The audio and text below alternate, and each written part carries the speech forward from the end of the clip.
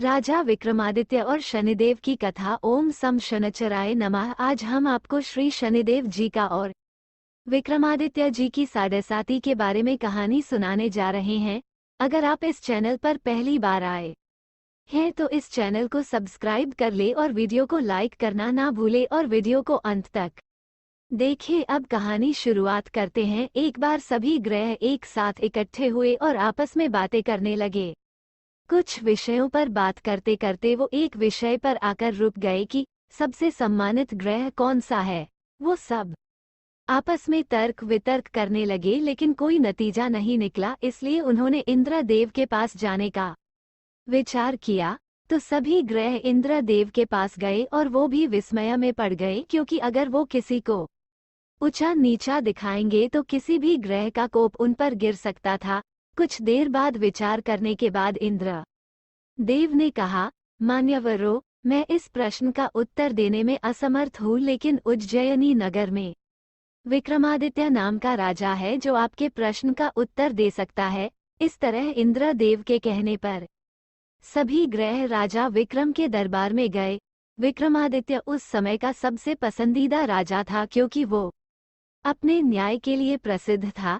जब उसने देखा कि सभी ग्रह उसके दरबार में आ रहे हैं तो वो तुरंत अपने सिंहासन से उठ गया और उन्हें अपने आसनों पर बैठने को कहा, लेकिन उन्होंने मना कर दिया। उन्होंने कहा, हम यहाँ तब तक आसनों पर नहीं बैठेंगे जब तक तुम ये न्याय ना कर दो कि हम सब में से सबसे ऊंचा ग्रह कौन सा है। विक्रमादित्य भी ऐसा प्रश्न सुनकर विस्मय में पड़ गया, लेकिन फिर उसने एक योजना बनाई। उसने आसनों की एक कतार उसके सिंहासन से द्वार तक बनाई और उन्हें बैठने को कहा जब तक कि वो इसका निर्णय करते हैं। विक्रम के सबसे निकट वाले आसन पर बृहस्पति जी दौड़ते हुए जाकर बैठ गए। अगले आसन पर सूर्य, उसके बाद चंद्रमा, उसके बाद मंगल, फिर राहु और फिर केतु बैठ गए। शुक्र देव 8वें आसन पर बैठ गए और अब अंतिम आसन बचा था और शनि देव बच गए थे, लेकिन वो आसन सबसे अंतिम था और द्वार के नजदीक था, इसलिए शनि देव ने वहां बैठने से मना कर दिया। राजा विक्रम ने सोचा कि जो भी उस अंतिम आसन पर बैठकर विनम्रता दर्शाएगा उसे ही वो सबसे महान घोषित करेंगे, लेकिन शनि देव के वहां नहीं बैठने से सब गड़बड़ हो गया। शनि देव एक क्रोध वाले देवता है। जब वो वहां पर नहीं बैठे तो सभी ग्रह हंसने लग गए। शनि देव ने इसे अपना अपमान मानते हुए बहुत क्रोधित हुए और विक्रम से कहा, तुमने इस तरह मेरा अपमान करके अच्छा नहीं किया। तुम मुझे क्या मानते हो? तुम मुझे अंत में बिठाने के लिए बुलाया है। एक बात ध्यान रखना कि किसी भी राशि में चंद्रमा 2.25 दिन, सूर्य, बुध और शुक्र केवल 15 दिन, मंगल 2 महीने, गुरु 13 महीने और राहु केतु 18 महीने तक रहते हैं, लेकिन मैं 7.5 साल तक किसी भी राशि में रहता हूँ। इसलिए तुम अब अपना ध्यान रखो, तुम्हें भी मेरे अपमान का दंड सहना पड़ेगा। राजा विक्रम कुछ दिनों तक बिना किसी मुसीबत के दिन गुजारे, लेकिन जल्द ही राजा के साढ़े शुरू हो गए। उन दिनों में एक अश्व व्यापारी वहां आया और वहां घोड़े बेचने के लिए रुका। राजा ने भी कुछ सुंदर घोड़े खुद के लिए खरीदे। उनमें से एक घोड़े का नाम भंवर था, जिसे राजा बहुत पसंद करता था। राजा उस घोड़े पर सवार हो गया और इधर उधर घूमने लगा। तभी कुछ देर बाद वो दौड़ता हुआ राजा को एक घने जंगल में छोड़कर भाग गया। राजा को ये देखकर बहुत आश्चर्य हुआ और अब वो उस जंगल में भूखा प्यासा भटकने लगा। जब रात हुई तो राजा को बड़ी जोरों की प्यास लगी, जिससे वो जोर जोर से चिल्लाने लगा। एक दूधवाला उस रास्ते से गुजर रहा था। उसने राजा विक्रम को देख लिया। वो विक्रम को पास की नदी पर लेकर गया और उसे शीतल जल पिलाया।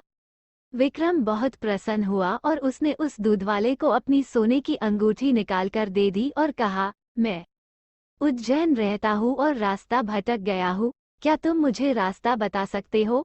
वो दूधवाला उसको गांव में लेकर आया और उसको एक दुकानदार ने भोजन कराया। विक्रम ने दुकानदार को भी एक अंगूठी दी और उसको भी विक्रम ने रास्ता भटकने वाली बात बताई। अब वो उस दुकानदार के साथ पूरे दिन बातें करता रहा और उस दिन दुकानदार को खूब आमदनी हुई। उसने सोचा इस आदमी की वजह से उसकी आज अच्छी आमदनी हुई, इसलिए उसने विक्रम को उसके साथ शाम को घर चलने को कहा। विक्रम उसके साथ घर गया और दुकानदार ने उसकी खूब खातिरदारी की। अब खाना खाते वक्त एक अजीब घटना हुई। जब विक्रम खाना खा रहा था तो वहां पर दीवार पर रखा हुआ सोने का हार गायब हो गया। दुकानदार की नौकरानी ने उसकी पत्नी को गले का हार चोरी होने की खबर दी। जब दुकानदार ने ये बात सुनी तो उसने विक्रम से हार के बारे में पूछा तो विक्रम के हार के बारे में कुछ भी पता होने से इनकार कर दिया। दुकानदार ने कहा, जब हार चोरी हुआ तब तुम्हारे अलावा यहाँ कोई बाहर का व्यक्ति नहीं था, तुम जल्दी बताओ कि वो हार कहाँ है। विक्रम ने कहा, मैं हार के बारे में कुछ नहीं जानता हूँ और मैंने हार नहीं चुराया है। दुकानदार विक्रम को राजा के पास लेकर गए। इस पर राजा ने क्रोधित होकर चोरी करने के अपराध में विक्रमादित्य के हाथ पांव काटने का आदेश दे दिया। राजा विक्रमादित्य के हाथ पांव काटकर उसे नगर की सड़क पर छोड़ दिया गया। कुछ दिन बाद एक तेली उसे उठाकर अपने घर ले गया और उसको अपने यहाँ काम करने के लिए पूछा। उस तेली ने विक्रम को काम के बदले रहने खाने की व्यवस्था देने को कहा। विक्रम राजी हो गया और वो तेली विक्रम को घर लेकर आ गया। अब विक्रम कोल्हू के बैल को चलाने का काम करने लगा और वो तेली तेल को बाजार में बेचने जाता था। जब बारिश का मौसम आया तब विक्रम तेज आवाज में गाना गाने लगा।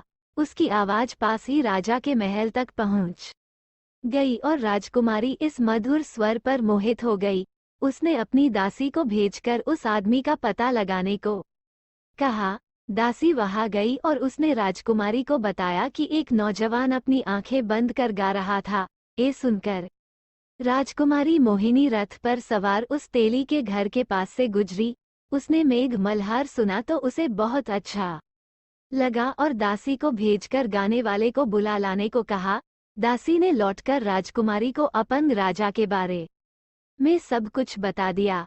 राजकुमारी उसके मेघ मल्हार से बहुत मोहित हुई, अतः उसने सब कुछ जानकर भी अपंग राजा से विवाह करने का निश्चय कर लिया। राजकुमारी उसके प्यार में खाना पीना भूल गई थी। उसकी माँ ने उससे अपनी इस दशा का कारण पूछा। राजकुमारी ने कहा कि अगर वो विवाह करेगी तो सिर्फ उस मधुर गाना गाने वाले तेली से विवाह करेगी। जब राजा ने अपनी पुत्री की ये मांग सुनी तो वो बहुत क्रोधित हुआ। जब राजकुमारी को इस बात का पता चला तो उसने अपने मन को मजबूत करते हुए कहा कि अगर वो विवाह करेगी तो सिर्फ उसी तेली से, चाहे उसके हाथ हो या ना हो। अपनी बेटी की जिद को देखते हुए राजा ने विक्रम को बुलाया और उसके साथ अपनी पुत्री का विवाह कर दिया। राजा ने उनके रहने के लिए एक साधारण घर भी दिया। एक दिन विक्रम सो रहा था और शनि देव उसके स्वप्न में आए। उसने शनि देव को प्रणाम किया और गलती की माफी मांगी। शनि देव ने उसे आशीर्वाद दिया और कहा, अब तुम्हारे साढ़े साती खत्म होते हैं। और विक्रम के दोनों हाथ वापस आ गए।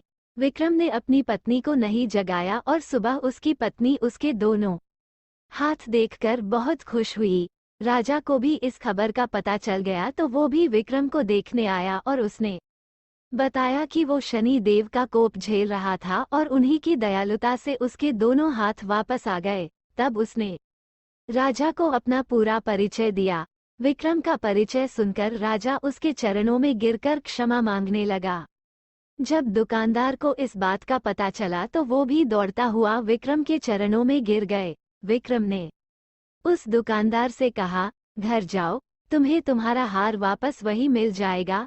दुकानदार घर गया और हार उसी जगह पर टंगा हुआ मिला।